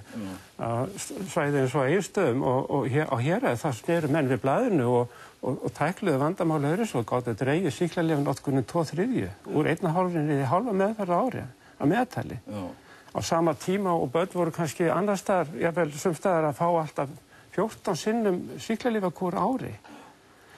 Og þetta þróaði, þetta náttúrulega bara læknisfræðilegt, en við erum að stuðla að flæði baktería sem eru sýklalyfjaónæmi þegar að umhverfið eins og við erum að tala og þetta náttúrulega ákveðin mengun. En þetta var fyrst og fremst módel til að sýna það að ef við vinnum ekki markvisst og vel með lífin okkar, þá getum við séð afleiðingarnar. Við sáum afleiðingarnar í með sýklalyfjaónæminu, en það erfiðar að mæla afleiðingarnar kannski með önnur lyf. Mörg önnur lyf hefur verið til umræðu með að við sem að nota mikið af. og samir í rauninni líka með bráðþjónustunni sjálfu sér. Því þetta líka sjálfarhegðun. Ef að þú færð alltaf umbun eða einhverja lausn sem kannski ekki besta lausnin, þá gengur að þeirri lausn aftur þegar vandamál kemur upp. En sko nú mikið deilt þetta það sem að gerast í þessu kerfi öllu, eins og ég sagði, ég lýsti því hérna áðan. Það fólk flott úr kerfinu og menn að tala að byggja upp þennan stóra spítala. Finnst þér það vera rétt? Mér finnst það ekki rétt tímasetning að leggja áhersluna. Ég hræddur líka peningarna fari þá bara í steypu en ekki í gæði og manni. Við þurfum fyrst og fremst núna að tryggja að kerfið fungeri. Heilsugæslan, hún á við höggi, hún í ákveðinni samkeppni við alls konar aðila og stofnanir vegna þess að það ekki búið að synkronisera eða samhæfa þjónustuna. Og það finnst mér vera fyrst og fremst vegna þess að lýðheilsuvandamáli, þau hlaðast upp ef að heilsugæslan ekki góð. Og sjúkrahús eiginlega endastöðin þegar við ráðum ekki við og verðum að leita og við viljum geta treysta mjög gott sjúkrahús. Og auðvitað verðum við að byggja betra sjúkrahús með tímann, sérstaklega þegar við erum búin að sameina sjúkrahúsin. Svo kemur þetta með staðsetningun og praktísk atriði, það hægt að tala lengi það sem hægt að finna að. En mér finnst þetta ekki vera númer 1 í forgangsröðun. Það svo margt annað sem skiptir okkur miklu meira máli. Og það gæði þjónustunar, alveg frá grunni. Og stýring, þar sem að fólkið læri líka að bjarga sig meira sjálft og við lærum öll að nota úrræði eins og lyf betur. Sko, ég þekki til dæmis aldrei til í Frakklandi, þar sem að sko, þar heilsugæsla og til dæmis ég veit að það þannig í Frakklandi að sko, þú færð eða þú hringir til dæmis á læknavakt, þá færðu lækni til þín innan klukkutíma. Ég held að ég nefnast að reglaðan ég vera komin til þín innan klukkutíma. Og sko aðgengið fyrir marga sko, sem hafa ekki heimilislækni er mjög erfitt og þú segir að fólk kemur bara á þessar vaktir og þar mikið álag og þar náttúrulega engin eftirfylgni því að það alltaf nýtt og nýtt andlit sem að taka á móti. Nákvæmlega og það það sem að klínískar leiðbeiningar eins og næsleiðbeiningar, nýsleiðbeiningar bresku ganga út af. Það allt annar hugsunarháttur. Það eru leiðbeiningar og eftirfylgd. Ekki að grípa alltaf til einhverja lausna sem ekki endilega besta lausnin og allavega má bíða með. Það margt annað sem kemur á undan. En að því að nefndi með vitjunarþjónustun, það voru líka skrítin svona skilaboð sem fólst í því að fyrir 2 árum þá var vaktþjónustan lögð niður á nóttunni. Og fólki sagt að það máttu koma niður á slys- og bráðamóttöku á Háskólasjúkrahúsi með sína kvilla. Eftir 1/3 sólarhringnum. Allt í einu þá var þessi grunnheilsugæsla sem var vitjunarþjónusta reyndar. Hún var lögð niður og skilaboð náttúrulega fólst í því að fólk gat komið á sjúkrahúsi. Þetta náttúrulega ekki það sem aðra þjóðir gera. Það vilja að heilsugæslan sinni sínu og annars stigs þjónusta sem sérfræðiþjónusta og 3. stigs þjónustan sem sjúkrahúsþjónustan, hún sinni sínu þegar mikið liggur við. En þetta svona, sko, fólk líka ruglast svolítið í þessu þegar á einum tíma sólarhringsins þá að leita sjúkrahúsið og á öðrum tíma á að leita heilsugæsluna og svo náttúrulega þar á milli á vaktþjónustuna sem 8 tíma. Þannig að kerfið ekki rétt uppbyggt. Það alls ekki rétt uppbyggt og vantar mikið upp á. Takk fyrir að koma í þáttinn Vilhjálmur Orri. Fá Svavar Gestsson rétt á eftir.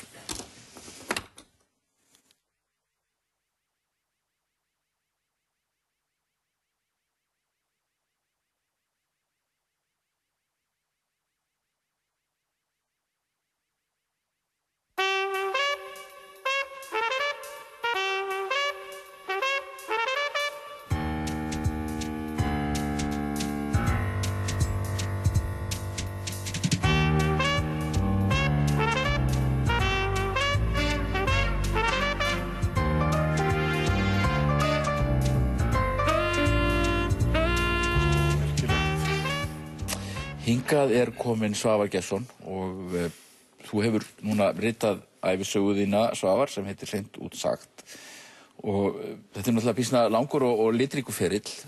Þú ert ritstjóri og þú ert alþingismaður, þú ert ráðherra í ríkisstjórnum, sendiherra og svo ertu náttúrulega í flokkunum Alþýðubandalaginu, ferð í Samfylkingunni og ert þar í einhver smá tíma, er það ekki? Viku í Samfylkingunni og en mér langar svona að tæpa á ýmsu en ég ætla nú ekki að fara sko, nákvæmlega í sko, einhver efnisatriði í bókinni. Mér langar til þess að nefna það að þú segir í bókinni að sósíalismin sé hugsjón en kapitalismin sé ófreskja. Getur þú skýrt þetta út fyrir mér? Já. Ég sé það þannig fyrir mér að við munum ófyrirsjáanlega framtíð notast við kapitalismann við að dreifa vörum og þjónustum. Það ekkert til sem heitir að afnema hann í einstökum atriðum eins og menn töluðu hérna fyrir 50 árum eða þaðan af lengri tíma. Þess vegna liggur málið þannig að við munum notast við kapitalismann en við þurfum að fara varlega með hann og gæta þess að hann gleyp okkur ekki. Við náttúrulega höfum dæmi það að hafa nærri búin að kollsigla fullveldi íslenska lýðveldisins í lok ársins 2008 og það meðal annars þess vegna sem að við þurfum að setja reglur fjármagnið og fjármagnshreyfingarnar eins og hún var að tala hérna áðan hjá þér Kristrún og Ísland þarf að verða aðili að einhverju slíku meðal annars til þess að losa sig við gjaldeyrishöftin sem verður aðalverkefni á næsta kjörtímabili að mínum mati. Þannig að ég segi þetta í bókinu og mér finnst þetta bara nokkuð gott. Sósíalisminn hugsjón að breyta þjóðfélaginu í átt til jafnréttis, mannréttinda og aðalega að stuðla að jöfnuði, bæði kvenfrelsi, líka í umhverfismálum, því umhverfispólitík jöfnuður gagnvart framtíðinni. En þessi sósíalismi sem að nú og kannski praktiseraður innan flokka eins og Vinstri grænna og svona, hann náttúrulega ekki það sósíalismi sem var þegar þú varst alast upp í Vinstri-hreyfingunni þegar á tíma Einars Olgeirssonar. Er sósíalismi praktiseraður í Vinstri grænna? Ég veit það ekki, það náttúrulega einhvers konar jafnaðarstefna, þetta ekki sósíalismin eins og hann var þegar allt átt að vera í eigu þegar atvinnutækin átt að vera í eigu ríkisins og framvegis. En skoðum sósíalismann í Frakklandi, í franska sósíalistaflokknum eða í jafnaðarmannaflokknum í Svíþjóð. Altså þar eru menn að sjálfsögðu með markaðsbúskap og ég segi það einhvers staðar í þessari bók að ég tel að það skipti ekki öllu máli hver það sem á framleiðslutækin sem var höfuðatriði í marxismanum í fornöld. Ég tel að það skipti ekki öllu máli, heldur að það séu settar lýðræðislega reglur sem tryggja það að fyrirtækin þjóni almenningi hvert á sínu sviði. Mér finnst nú reynda dálítið fyndið bókin að sko, þú verður viðskiptaráðherra, sósíalistinn verður viðskiptaráðherra konungum að kemur beint af Þjóðviljanum viðskiptaráðuneytið. Og á þeim tíma náttúrulega sósíalistar hafa ekki verið völd á Íslandi en kerfið allt reykt í ykkur höft og alls konar viðjar. Það var alveg rosalega skrítin uppgötvun þegar ég kom þarna inn 34 ára gamall og hafði ég aldrei komið inn í stjórnarráðið áður. Og þegar kom til mín ráðuneytisstjórinn á öðrum eða þriðja degi hvað hann var og sagði, má hann kaupa þetta skip? Má Eimskip kaupa þetta skip? Má sambandi kaupa þetta skip? Og þá var það þannig í raun og veru og það þurfti ráðherrann til að stimpla þetta. Og það var líka þannig að bílar til dæmis að þeir voru fluttir inn á viðskiptavíxlum til 3 eða 4 mánaða. Rússneska bílaumboðið, bifreiðar landbúnaðarvélar, hafði betri kjör en öll hinn og ég breytti því. Það þótti mjög skrýtið, ég skyldi gera það, ég vildi bara samræma það, þannig að það væri eins á öllum markaðnum. En þessi höft voru allstaðar og mér enn í minni og verður alltaf þegar þeir komu til mín frá sælgætisframleiðendum og sögðu við mig, þetta gengur nú ekki, ungi maður, nú hvað segi ég? Nú að leyfa innflutning á sælgæti, það setur okkur á hausinn. Sögðu þessir páfar innflutningsfrelsisins og mér verður oft hugsað til þess hvað það búið að skrifa marga dálkkílómetra viðskiptafrelsi viðreisnarstjórnarinnar og bera það svo saman við það sem ég tók við. Það fróðlegt. Þannig að það var býsna stórt haftakerfi hérna. Það var hrikalegt haftakerfi í raun og veru. En þú sast í vinstristjórnum og það aftur reyndar allar það sameiginlegt að það sitji ekki heil kjörtímabil, reyndar einu þeirra hún náði að sitja alveg fram að kosningum en annars þá... Já, sko, Gunnarsstjórnin satt náttúrulega langleiðina heil kjörtímabil og Steingrímsstjórnin satt út, stjórnirnar satt út kjörtímabil. Já, ég satt í þessum vinstristjórnum og það voru oft átök í þeim eins og gengur, en það ekkert lögmál að vinstristjórnin sitji stutt og hægri stjórnin lengi. Það ekki þannig, það fer eftir mönnum og það heldur ekki eftir flokkafjölda. Hugsaði það í einni stjórninni sem ég var í Steingríms Hermannssonar, þá voru flokkarnir eiginlega 5 sem aðeins stóðu. Þetta snýst bara það maður við borðsendan, hann flinkur. Og hann hét Steingrímur Hermannsson. Og hann var bara laginn við þessa hluti. Hvað nú erum við með vinstristjórn sem situr og ætlar að sitja heilt kjörtímabil, en það býsna hart sótt að þessi ríkisstjórn. Og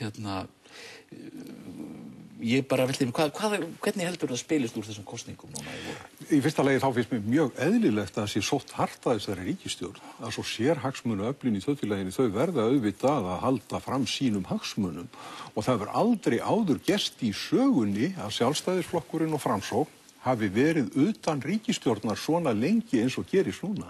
Þeir eru auðvitað alveg bullandi reiðir og pirraðir. Þeir vilja náttúrulega ráða, Sjálfstæðisflokkurinn vill náttúrulega ráða. Þannig að og síðan auðvitað ýmislegt sem stjórnin að gera sem þrengir að fjármagnsöflunum í landinu. Það það sem að gerast í fiskveiðistjórnarmálum, í náttúruverndarmálum, í öllum málum í raun og veru verið að þrengja dálítið að fjármagnsöflunum, skára væði það nú eftir þetta hrun. Það sem gerist í framhaldinu náttúrulega óljóst eins og ævinlega, eins og Storm P. sagði, en ég spái því að það geti orðið vinstri stjórn hér áfram í landinu. Heldurðu Sjálfstæðisflokkurinn fái þetta fylgi sem hann að fá í skoðanakönnunum? Nei, það held ég ekki. Ég held að fá það ekki. Ég held að Sjálfstæðisflokkurinn verði með 3/4 atkvæða. Og ég sé þetta þannig fyrir mér að Samfylkingin og Vinstri grænir fái svona 25-27 þingmenn, tapið þó nokkru, en að þeir fái bandalag, nái bandalagi við aðra með einhverjum hætti. Ég sé ekki betur en að Framsókn sé aðeins að reyna átt að sjá því hvar vinstrifóturinn síðustu daga, meðal annars í málflutningi íbúðalánasjóð, tillögu sambandsungra sjálfstæðismanna, að taka ekki þátt í málþófun fjárlögin, þannig að það eitthvað að gerast. Þú vannst nú með Framsókn mörg oft. Já, ég gerði það. En hvernig finnst þér sem gömlum þingmanni ástandi vera á Alþingi Íslendinga? Já, það svona bæði og, þetta málþóf náttúrulega bara hefur lengi verið. Það í raun og veru ekki að sérstakt við það. Og stjórnarandstaðan reynir náttúrulega að taka mál í gíslingu, ekki endilega það mál sem hún að tala heldur það hin málin sem hún vill tefja. Hún vill tefja fiskveiðistjórnarmálið og þessa náttúrulega stjórnarskrármálið. En hins, það sem nýtt núna þetta með andsvörin, hvernig þau eru notuð. Að svo menn geta farið í andsvör við sjálfa sig. Aftur og aftur, og menn geta skráð sig á mælendaskrá í andsvar, án þess að vita í raun og veru neitt hvað næsti maður hefur sagt, en fara samt í andsvar. Og þannig gerist þetta alveg langtímum saman og þetta var ekki hægt. Og þegar við tókum upp þessi andsvör sem ég held að hafi verið 1991, þá var Ólafur G. Einarsson forseti Alþingis. Og hann hefði aldrei leyft þessa tegund af vinnubrögðum. Þannig að það þetta sem að breyta þessu dálítið og gera þingið að hálfgerðum skrípaleiki í augum fólks og það mjög alvarlegt og það mjög leiðinlegt hvernig svipurinn á þinginu en það hefur náttúrulega mjög oft verið kvartað undan því þannig að það ekki En þú þingræði sinni einlegur, maður segir það í bókinni? Já, ég geng mjög langt í því satt að segja og ég tel að það sé skynsamlegri blanda af lýðræði að það sé annars vegar þingræðið og hins vegar lýðræðið almennings í þjóðaratkvæðagreiðslum frekar heldur en að það sé forsetinn einn sem ræður því hvort að mál eru lögð fyrir þjóðaratkvæðagreiðslur. Ég tel að það sé þingið sem á ákveða það eða tiltekin hluti þjóðarinnar í undirskriftasöfnunum.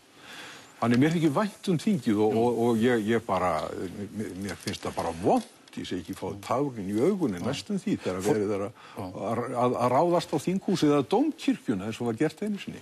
Þú nefnir forseta, það nú einn af þeim mönnum sem þú gagnrýnir harðast í þessari bók, það Ólafur Ragnar Grímsson og þú talar mann sem hafi sóst eftir átökum og efni til átaka og það alveg, þú lýsir honum þannig alveg frá fyrstu tíð. Nei, Ólafur ekki átakafælinn maður, það verður ekki sagt um hann. Og ég vona nú að þessi bók mín sé öll í jafnvægi menn og ég lagði á það mikla áherslu satt að segja þegar ég var að skrifa þennan texta að þetta væri í jafnvægi og ég ritskoðaði mig mjög grannt þannig að það væri ekki reiði eða heft í þessari bók en hitt rétt að ég tek þarna ýmsa hluti fyrir varðandi Ólaf. Og eitt af því sem menn hins vegar, svo ég komi honum til varnar, þegar menn segja hann bjargaði þjóðinu undan svo miklum greiðslum vegna Icesave-málsins með þjóðaratkvæðagreiðslunum. Hann setti málið í þjóðaratkvæði. Ég ætla að orða þetta öðruvísi og segja hann átti engan annan kost en að setja málin í þjóðaratkvæði vegna þess að þegar að málið var afgreitt á þingi þá var meirihlutinn svo knappur og hluti af meirihlutanum kallaði á þjóðaratkvæði. Þannig að það var meiri hluti fyrir þjóðaratkvæði í þinginu þegar í raun og veru, þegar þetta gerðist og úr því að hann setti Icesave fyrst í þjóðaratkvæðagreiðslu, nú þá varðu þetta að gera það aftur líka. Það væri raun og veru ekki nokkur kostur á öðru. Svo kom það til ljós sem allir vita núna að þjóðin vildi ekki samning, hún vildi dóm og vonandi verður niðurstaða hans góð þegar hún kemur núna jólin. Men sko, Icesave náttúrulega kaplið þarna í bókinni og það er engin launungarmál, það hefur verið erfitt mál fyrir þig og þú hefur fengið mjög illt umtal út af þínum þætti í því máli. En þú talar þarna að eftir hrunið þá hafi verið nauðsyn að finna aðra sökudólka. Hvað meinarðu með því? Jú, það var náttúrulega þannig að það var alveg lífsnauðsyn sjáðu fyrir þá sem höfðu verið við stjórnvölin á Íslandi að finna aðra sökudólka heldur en þá sem voru í eigin ranni. Ég er þá að tala svona ýmsa forystumenn og talsmenn Sjálfstæðisflokksins. Þannig að það var auðvitað alveg nauðsynlegt hjá þeim að finna aðra sökudólka og allt þetta kjörtímabil hefur raun og verið gengið út á það að menn hafa verið að reyna að finna aðra sökudólka. Og auðvitað höfðuðsmenn á mér í 1 eða 2 ár sem skiptir ekki nokkur einasta máli en ég sé að það ennþá verið að reyna að finna sökudólka eins og Steingrímur og Jóhann og kenna þeim hluti sem eru frá fyrri tíma eins og gengur. En gerðirðu ekki mistök í Icesave-málinu? Var þessi samningur þinn nógu góður? Ég meina, það er ekki mitt að dæma það. Ég gerði þennan samning til þess að rjúfa alþjóðlega einangrun Íslands. Þetta var fyrsti alþjóðasamningurinn sem var gerður eftir hrunið. Þetta var samningur það í raun og veru að taka Ísland út af hryðjuverkalistanum sem Bretar höfðu sett okkur á með svívirðilegum hætti og við vorum teknir út af honum leið og þessi samningur var gerður. Síðan var það þannig næstu mánuði á undan að fjölmiðlamenn voru að hringja í ráðamenn og segja eru til peningar fyrir olíu, eru til peningar fyrir lyfjum, eru til peningar fyrir mat og þegar ráðherrarnir fóru til útlanda þá voru þeir með seðla en ekki kort. Ísland var umsetið þannig að það þurfti að rjúfa þessa einangrun og þessi samningur sem að ég er kenndur við eða kendur mig, að hann var tilraun til að rjúfa þessa einangrun. Ég lagði hann svo fyrir Alþingi eða ríkisstjórnina og það var hennar hlutverk að koma honum áfram. Hvort að ég gerði mistök, ég meina það breytir engu í þessu máli, aðalatrið það, hann var lagður fyrir þingið og hann fekk þar meðferð eins og gengur. En svo stóð alltaf til, sjáðu. En hann þú fjallar talsvert þetta þegar líka í viðauka bókarinnar með þannig að þér finnst greinilega ástæða til að svona aðeins að réttlæti hinn að gera þér, eða? Nei, ég reynir nú bara að segja satt, eins og hún heitir þarna, þessi bók hreint út sagt. Ég bara fer yfir þessa hluti, voru gerðir nokkrir samningar, og svo fyrst gerður þarna samningur bókunin við Hollendinga, síðan þetta samningsuppkast sem ég var með, svo því aðeins breytt, síðan kemur Buchheit og svo ber ég þetta saman, hvað þetta hefði kostað og svo ber ég það líka saman til dæmis við stærðir eins og gjaldþrot Seðlabankans. Kemur í ljós að það var mikið dýrara fyrir þjóðina en þessi samningur hefði verið. En aðalatriðið það að þetta ferli úr sögunni og það að koma dómur og vonandi verður hann góður og jafnvægi fyrir land og þjóð. Sko það náttúrulega merkilegt, sko, eins og ég segi, þú varst í ríkisstjórnum og á vinstri vegnum voru menn mjög það var mikill ófriður alltaf á vinstri vegnum. Alþýðuflokkurinn og Alþýðubandalagið voru eins og hundar og kettir, sko. Og þetta minnst í ríkisstjórninni 78 og milli krata og komma eins og það var kallað. Í rauninni ef maður skoða það þá þetta minna núna, sko, þessum flokkum sem var einu sinni Alþýðuflokkurinn og einu sinni Alþýðubandalagið og þessum öflum hefur þó tekist að vinna tveimur saman í heilli ríkisstjórn. Nei, auðvitað það þannig að þessi átök þau voru náttúrulega efnisatriði á milli þessara flokka. Þau voru það hvernig ætti að bæta lífskjörum fyrir alþýðu þessa lands, hvernig ætti að tryggja það að fólk hefði sæmri lífskjör. Í öðru lagi voru þau sjálfstæðismálin. Þau voru lýðveldisstofnunina, þar sem alþýðuflokkurinn vildi fara hægar, þau voru aðildina NATO, þau voru herinn. Og síðan náttúrulega gerist það sem mjög alvarlegt í þessari sögu að það mynduð ríkisstjórn sem situr í 11 eða 12 ár viðreisnarstjórnin og á viðreisnartímanum þá grafa menn sér grafir og heftin á milli manna verður mikið meiri en þurft hefði að vera. Dæmum það til dæmis landhelgismáli. Men ákveður þurftu þessir flokkar endilega að vera í raun og veru í blóðugum slag landhelgismáli, hvort landhelgin ætti að vera 50 mílur eða 49 eða 60, átti það þýða. En hvor megin þú? Þú í VG eða Samfylking? Ég í VG í Reykhólasveit. Þú ert einn af stofnendum og er einn af stofnendum Samfylkingarinnar og ég tel að ég er mjög ánægður með það ferli allt saman. Það var ekkert annað að gera heldur en að leggja þessa flokka niður eins og þeir voru. Hins vegar þá tel ég að það hafi verið skilið eftir pláss fyrir Vinstri græna, vinstra megin við Samfylkinguna, sem hefði ekki þurft að verða til. Og það sem ég vil segja núna finnst mér vera... Þegar þetta gera Steingrímur fyrsta formann í Samfylkingarinnar. Mér finnst, það hef ég nú heyrt áður en það sem mér finnst að menn þurfa að hafa í huga núna er það ekki láta þessi mál sem ég kalla sjálfstæðismál, þjóðfrelsismál, ekki láta þau kljúfa fylkingar framar. Það þjónar engum og skemmtir engum nema sjálfstæðisflokknum. Heldur eiga menn að reyna að halda saman, jafnvel þó að menn séu með mismunandi skoðanir á þessum sjálfstæðismálum og þá er ég náttúrulega bersýnilega að tala um Evrópusambandið. Það er náttúrulega að fara mjög illa með Vinstri græna. Ég sá bara herör frá samtökunum Heimssýn í dag á bloggi Heimssýn þar sem fólk er hvatna að beinast til að bara stúta Vinstri græna. Það er mjög athyglisvert hvernig það er og þetta hefur auðvitað verið mjög erfitt fyrir Vinstri græna en ég held að menn þurfum við líka átt að segja á því að svo hvað hefur gerst að öðru leyti á kjörtímabilinu, hverjir eru ávinningar Vinstri græna að öðru leyti á kjörtímabilinu, þeir eru náttúrulega ýmsir. Meðan það hefur tekist í grófum dráttum að koma í veg fyrir það að velferðarkerfið yrði eyðilagt. Hver væri munurinn á heilbrigðiskerfinu núna eða ef þeir hefðu ekki komið stað? Væntanlega sá að sjúklingar hefðu verið skattlagðir í stórum stíl. Mikið meira heldur en gert er núna. Það var meira farið að tala um það fyrir hrun að menn borguðu fæði sitt á spítulunum.